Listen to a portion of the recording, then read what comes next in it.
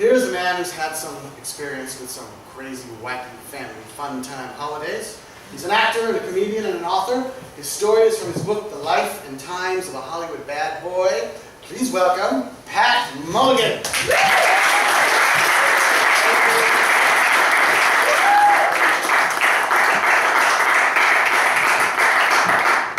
Just to tie into our last performer's fabulous dissertation, my last name is Mulligan, so me and golf. Kindred spirits. Ladies and gentlemen, the Thanksgiving that made grown men go, ew. I come from a staunch background, Irish Catholic, alcoholic, and I got relatives to prove it. Thanksgiving, circa 1955, Syracuse, New York. It was one of the few times that my old man was home for the holidays, which is just as well if he weren't. He'd get drunk and do crappy things like getting in a fist fight with the Christmas tree. And stay there. Yeah. Dad was usually in the slammer for assorted felonies, arson, extortion, parole violations. Well, he was home for this big family holiday, so what the hell. Also at this family event were my immediate family, of course, which included 5 of my brothers and sisters with 1 on the way. Assuredly, when Dad was home from jail, Mom would soon become pregnant, and by then he'd conveniently get sent back for some drunken episode. Well, Mom was pregnant, which meant that soon the old man would be on sabbatical. I refer to my mother as Phyllis, and I'm happy to say that Phyllis is still with us today at age 87. At the time, she was a drunk as well. Beer pressure, I guess.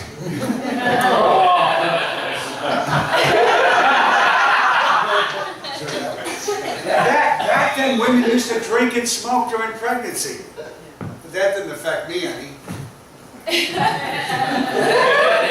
After my last sibling, David, was born, my old man got sentenced to 10 years in Attica State Prison. So Phyllis jumped on the wagon, which was connected to the Jesus train, and hasn't had a drink since, some 57 years now.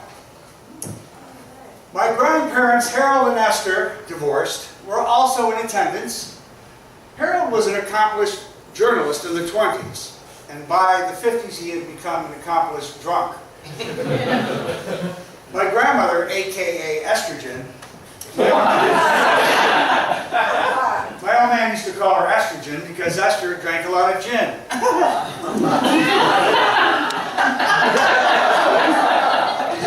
She was kind of a nasty drunk, but funny when sober. That would be in the morning. But I must say that Esther was there for my mom when the old man was gone. My brothers and sisters were all quite young. I was the oldest of 7, weighing in at age 10. Now, Phyllis, being a dutiful Catholic, cranked out 7 kids in 10 years. David was on the way, and the others were Kathy at age 8, Rosemary 7, Tisa 5, Christopher 4, and Johnny at age 2. Tisa was my favorite sibling and the star of this story. By the way, Tisa got her name because Kathy couldn't pronounce Patricia correctly. It came out Bedisa somehow, and evolved into Tisa somehow. Also at this big family event was my Uncle Jack, my Aunt Helen, and their 5 kids, all gathered around a big dining room table.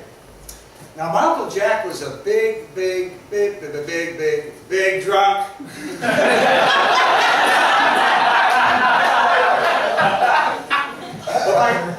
His drunkenness had some panache.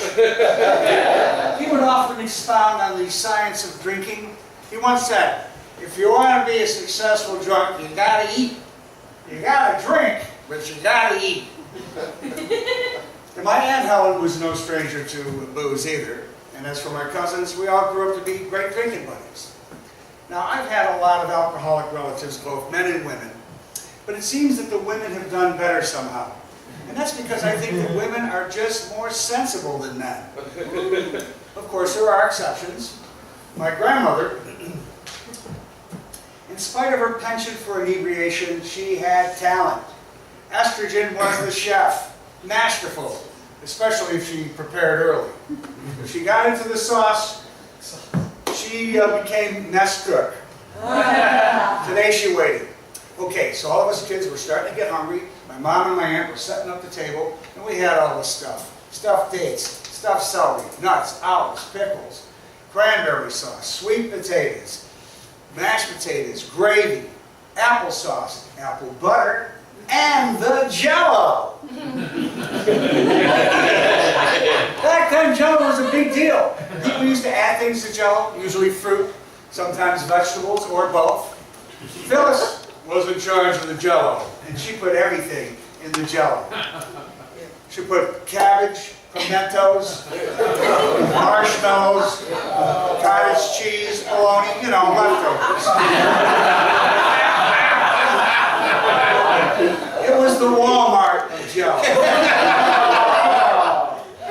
Okay, so we're all waiting at the table for the piece de resistance, the turkey. You could smell the turkey and the dressing and the vegetables. The men finally tore themselves away from the TV, and yes, there was football on TV on Thanksgiving in 1955. They put out their cigarettes and took their places at the table. My dad, my Uncle Jack, and Harold, who would be in charge of carving the big bird. My grandmother came out of the kitchen with this huge turkey and set it in the middle of the table. She then took her seat while my grandfather started to say grace. He no sooner got out, bless us, O Lord, when my baby sister Tisa threw up. I mean up. She puked upwards. And it was like an arc from her mouth to the turkey. And it hit the turkey right smack dab in the middle of the bird. And the vomit time was lengthy. One long hurl. The arc du puke. Her puke splattered from the turkey onto some of the other goodies on the table. It was quite shocking and disgusting. It was so gross that even the grown men at the table went, "Ew!"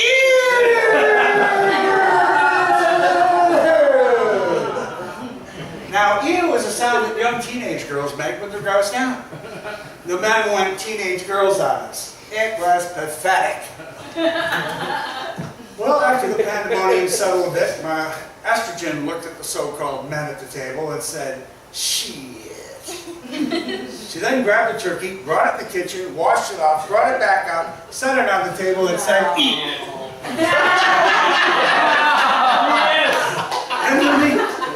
In the meantime, my mom and my aunt cleaned up the table and replaced the items that were splattered on it. Yeah, I know.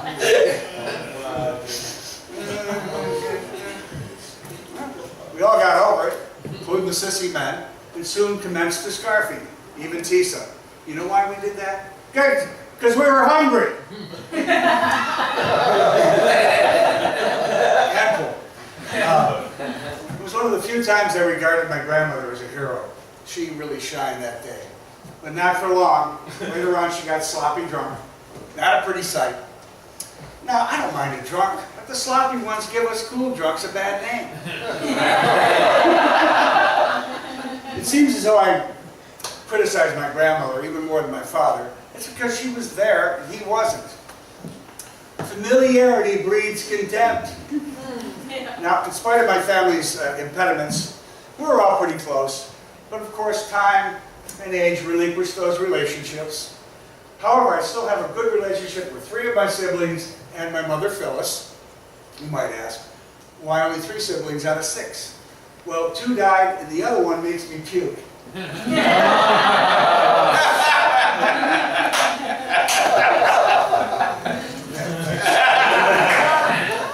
Ironically, we're having a big family reunion in about 3 weeks at my sister Tisa's camp, which will include lots of relatives. And of course, most of us adults still like our cocktails, so I'm sure it will be quite merry. And when it comes dinner time, I hope that Tisa's tummy is settled and there's nothing turkey.